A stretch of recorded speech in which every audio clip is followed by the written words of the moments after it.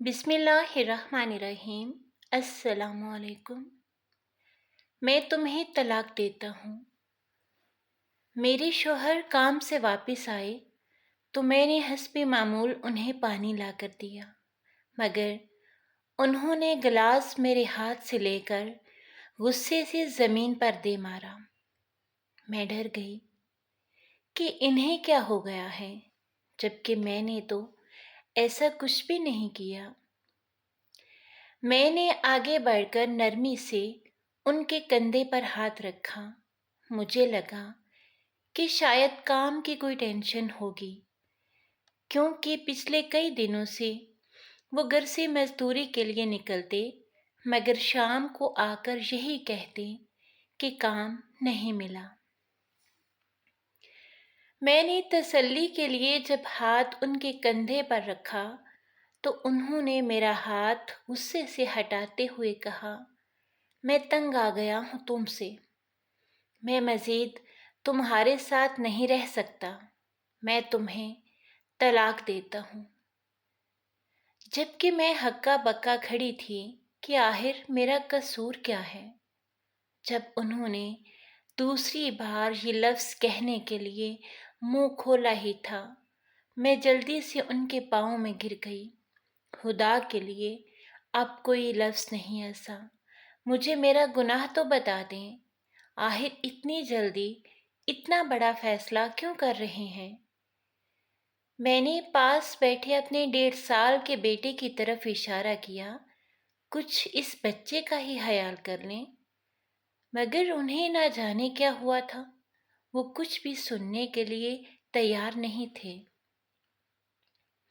وہ شاید مجھ سے چھٹکارا چاہتے تھے، جو آج مل گیا تھا، مگر اس کے پیچھے وجہ جو تھی وہ بھی تو بہت بڑی تھی۔ میرا نام سعدیہ ہے، میں ایک مڈل کلاس فیملی سے تعلق رکھتی ہوں۔ زیادہ تو نہیں مگر FA تک پڑھا ہے میں نے۔ میرے 2 بھائی اور ایک بہن ہے، میں سب سے چھوٹی ہوں۔ میرے بہن بھائیوں کی شادیاں ہو گئیں، اب میرا نمبر تھا۔ کئی رشتے آئے مگر میری قسمت عدنان سے جڑی تھی، سو میری اور عدنان کی شادی ہو گئی۔ عدنان دبئی میں جاب کرتا تھا، اس کی فیملی میں بس اس کی ایک بہن ہی تھی، والدین حیات نہیں تھے، بہن شادی شدہ تھی، رشتہ ہر لحاظ سے مناسب تھا۔ شادی کے 2 ماہ بعد عدنان دوبارہ دبئی چلا گیا۔ اس دوران میں زیادہ تر اپنے میکے ہی رہتی۔ جب کبھی نند نے آنا ہوتا تو وہ مجھے اطلاع کر دیتی، پھر ہم دونوں کچھ دن اکٹھے رہ لیتے، مگر اس کے جانے کے بعد میں اکیلی ہو جاتی تو واپس اپنے میکے آ جاتی۔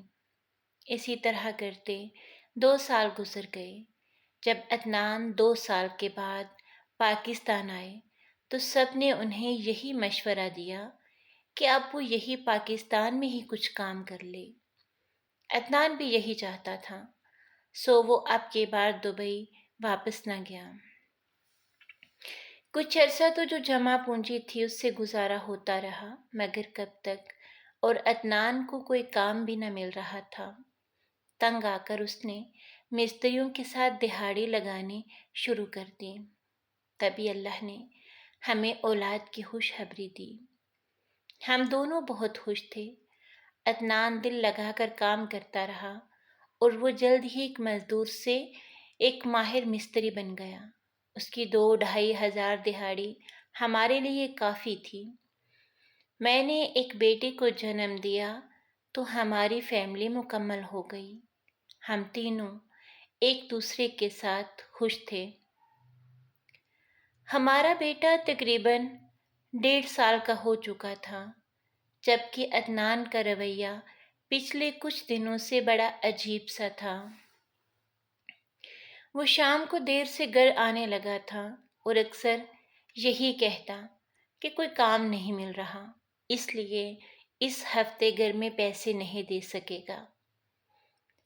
میں جو ہمیشہ کفایت شعاری سے چلتی تھی، میں ہر مہینے کچھ پیسے پسے پش ڈالتی رہی، ایک دو کمیٹی بھی ڈال رکھی تھی، اور عدنان اس بات سے آگاہ تھا۔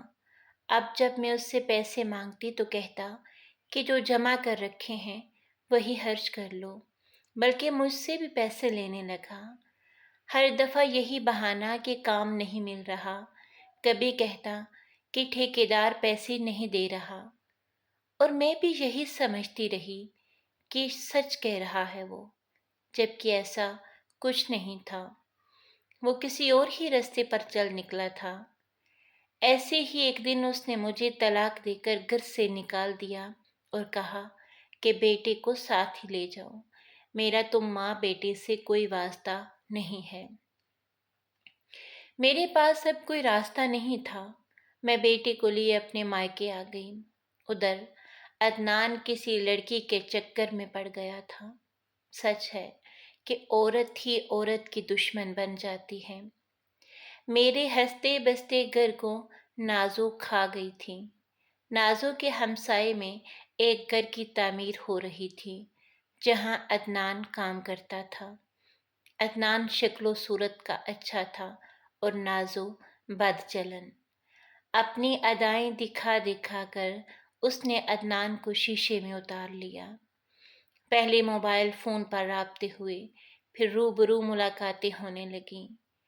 عدنان اس کی اداؤں کا دیوانہ ہوتا گیا اور اپنی بیوی بچے سے دور ہوتا گیا۔ وہ اپنی ذمہ داریاں بھولنے لگا اور اپنی کمائی نازو پر لٹانے لگا، جس کو صرف عدنان کی کمائی چاہیے تھی۔ یہ سلسلہ چلتا رہا۔ عدنان مکمل طور پر نازو کی محبت میں گرفتار ہو چکا تھا۔ اسے اب سعدیہ اور اپنے بچے سے کوئی لگاؤ نہ رہا۔ جب ایک دن اس نے نازو سے شادی کی بات کی تو نازو نے صرف اسے ٹالنے کے لیے کہہ دیا کہ اس کے گھر والے ایک شادی شدہ اور بچے کے باپ سے اس کی شادی ہرگز نہ کریں گے۔ حقیقت تو یہ تھی کہ نازو کبھی اس سے شادی کرنا ہی نہیں چاہتی تھی، مگر عدنان اسے ہر حال میں اپنانا چاہتا تھا۔ اسے اب نازو کے علاوہ کوئی سوچتا ہی نہ تھا۔ وہ شادی کے لیے اصرار کرتا رہا تو نازو نے تنگ آ کر کہہ دیا کہ ٹھیک ہے، تم اپنی بیوی کو چھوڑ دو، طلاق دے دو اسے، تب میں تم سے شادی کر لوں گی۔ وہ سمجھی کہ عدنان ایسا نہ کر سکے گا، مگر عدنان کے دل و دماغ پر جو نازو کے عشق کی پٹی تھی، اس نے یہ بھی کر ڈالا۔ سعدیہ بے قصور ہوتے ہوئے طلاق کا دھبا لیے میکے چلی گئی، مگر کام تو عدنان کا بھی نہ بن سکا۔ اس نے طلاق کے بعد نازو سے رابطہ کیا اور اسے بتایا کہ اس نے اپنی بیوی کو طلاق دے دی ہے، اب وہ کب اس سے شادی کرے گی۔ نازو نے اس کی بات سنتے ہی کال کاٹ دی اور دوبارہ اس کی کال ریسیو ہی نہ کی۔ عدنان پہلے تو موبائل پر کالز کرتا رہا، جب وہاں سے کوئی رسپانس نہ ملا تو نازو کے گھر چلا گیا۔ نازو تو پہلے ہی اس سے جان چھڑوانا چاہتی تھی، اب اس نے شور مچا کر محلے والوں کو اکٹھا کر لیا کہ یہ لفنگا میری عزت خراب کرنے کی کوشش کر رہا ہے۔ اہل محلہ میں سے چند منچلے جو نازو کے آگے پیچھے پھرتے تھے، انہیں اپنی وفاداری دکھانے کا موقع ملا تھا۔ انہوں نے عدنان کی خوب خاطر مدارت کی، اور اس قدر مار کٹائی اور بے عزتی کے بعد عدنان نے دوبارہ کوچہ جانا کا رخ نہ کیا۔ اب نہ بیوی بچہ رہا، نہ عزت۔ عدنان ایک عورت کے فریب میں آ کر اپنا ہنستا بستا گھر اپنے ہاتھوں سے اجاڑ چکا تھا، اور اب صرف پچھتاوا باقی تھا۔ کیسی لگی آپ کو کہانی؟ ضرور